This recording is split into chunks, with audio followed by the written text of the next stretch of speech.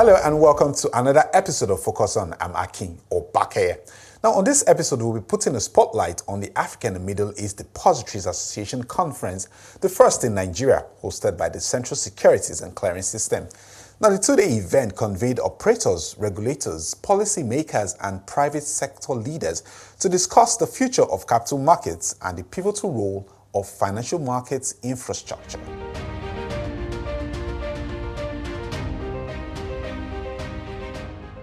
It's the first time ever Nigeria will be hosting the African and Middle East Depositories Association Conference, an event that had in attendance key financial and capital market stakeholders across Africa and the Middle East. With the theme, Shaping the Future, Financial Markets Infrastructures as Catalysts for Transforming Economies, the Central Securities Clearing System believes such conference is pivotal to strengthening Nigeria's financial markets infrastructures. The event kicks off with an opening remark from the chairman of AMEDA, Abdallah Abdeen, who stressed the crucial role of financial infrastructures in driving inclusive and innovation-led economic growth. This theme reflects our deepest awareness of the rapid transformation taking place in the global economy and the role played by the financial market infrastructures in enabling economies and adopt innovative and achieve inclusive growth. AMEDA holds the view that financial infrastructure is not solely a technical tool.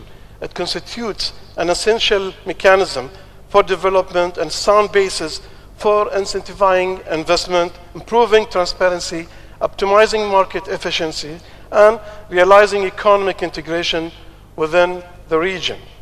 With technology at the heart of the fast-evolving transformation, speakers note how best both regions can harness the opportunities and become the next frontier of global finance.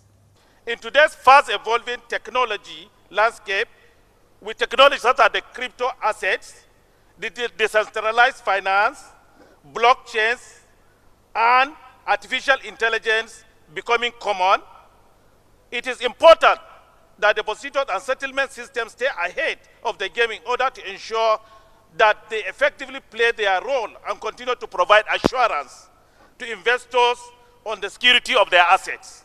In this transformative landscape, Africa and the Middle East must not remain passive observers. We have the potential to harness this inflection point and emerge as the next frontier of global finance. However, to realize this potential, we must acknowledge a fundamental truth.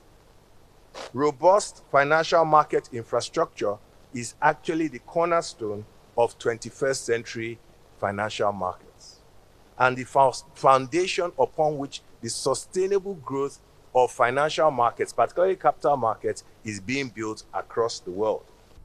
Critical questions for the reform are interoperability, very important.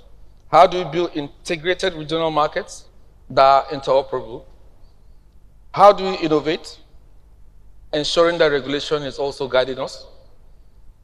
And do we think blockchain and AI can secure these particular changes? My answer to the latter is yes. And I see Radwan looking at me. We had an extensive discussion around whether it should be blockchain or AI that will drive our markets in the future. Inclusion. How do we bring women, the youth, SMEs, and all into the market and integrate them? How do you have significant sustainability? How do you align with SDGs and attract ESG capital in our markets? But more importantly, how do we get the public and private sector collaborate and institutionalize trust-based collaboration? We talk about digital transformation, for example. I think if we can get that right, our capital market transforms. I think it's also not a coincidence we have Mr. Imokwede in the room. We haven't really had a chance to thank you as a market for a lot of that progress we've made that we're getting benefit from now, for example, on digital transformation. And the heart of it is very simple. Why is it that in a country as large as ours, I'm sure the data from CSCS will probably say it's 100,000, maybe 200,000 people who are actively using our markets today, that picture has to change. It can change. And of course, if it changes, our country is better for it. What we should do is create an atmosphere and an environment where people can see Nigeria as one. The event featured panel discussions that examined the capital market's role as a driver of economic transformation, touching on infrastructure, data, digital inclusion, and the collaboration between the regulators and operators. Technology is the only way on a very, very big continent with a tremendous amount of people that you can get distribution or you can get access to that last mile.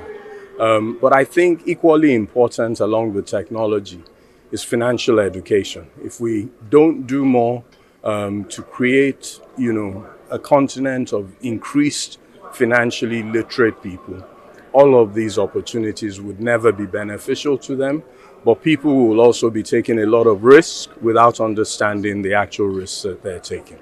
It allows for the information to be transferred completely without it being altered along the way, right? So again, what it allows for is a geographical spread and geographical reach.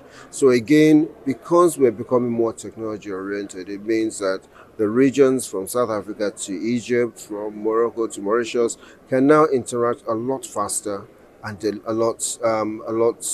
a lot more integrity. Now, what that does as well, it comes with advantages, serious advantages in terms of speed, efficiency, and so on. But it also comes with some risks, which regulators now need to be more alert to and more aware of, some of which are the fact that someone can be operating in one jurisdiction and actually be hitting another negatively, but be acting positively in another one. So that's why it's even more important that there is not necessarily integration, but serious collaboration between the regulators, the infrastructures, and the operators. On our side, what we've tried to do is to embed the right practices into our regulation, into our licensing requirements. But we also require the operators to do their bit, and that is to respect the regulations, to understand that this market belongs to everyone, and when it does well, it favors everyone, and then begin to really pay attention to those issues that led us to where we are in the first place. A lot of work is being done to get out of the grey list, but everybody has to play their part. So this is us calling the operators to, everybody knows the rules. Respect the rules, make sure you do things the correct way, and I'm sure we'll be out of this. There are so many challenges, right, that we face in Africa in terms of capital market. So, for instance, we have outdated, infrastructure, which dates like 15 to 20 years old, for instance, and those, outdated equipment slows down innovation and cross-border settlement.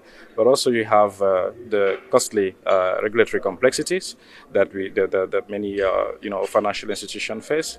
Another point that I can see is that a lot of financial institutions struggle with AI adoption because they have poor API or data quality. So how CMA fits into that is that we, with our experience in the market, we provide AI-enabled solutions.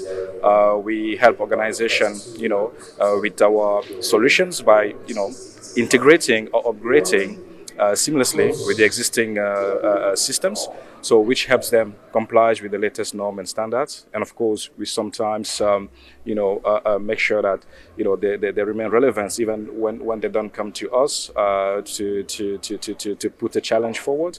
We make sure that we provide releases every 3 to 6 months for them to be updated.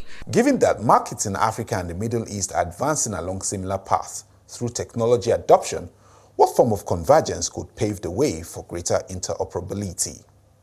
We still have a lot of leeway for growth.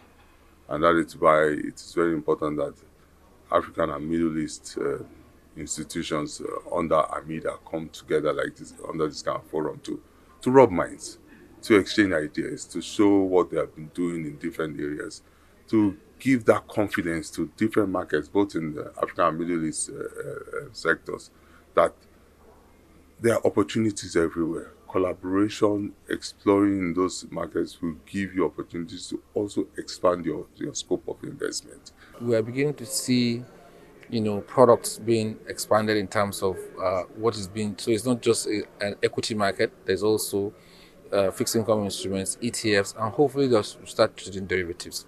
Of course, the private markets are also becoming very interesting. In all of that, what is also required right now is some kind of encouragement by the government to list those public institutions that are actually doing well, NNPC, NLNG, NNPC Retail, all of those to be encouraged to come to the market, and that will drive interest as well as, not just the activities that we do in the market. On the primary market, the clearing houses, they have to play a substantial role to accommodate the e-IPO platform. So today you have a foreign investor who's thousands of miles away that is interested in the region. Then you have to allow them to have a direct market access to your market. So when IPO is done, you list. So during the list, you have to make sure that as a clearing house to settle and clear those transactions, and then there are the foreign currency challenges. And once it's done, let's not forget that you need to allow the shareholders also to attend the AGMs. Now, that means that you need to have innovation of e-AGMs conducted by the local clearing houses.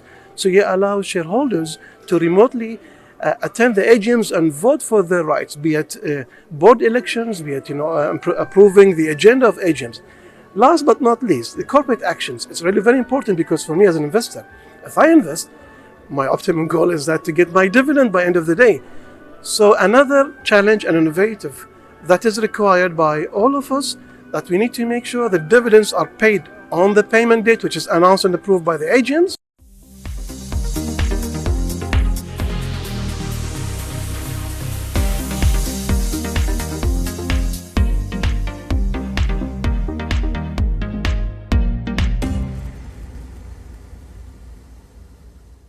And that's all on this episode of Focus On. Until next time, thank you for watching. I'm Aki Obakeye. Bye for now.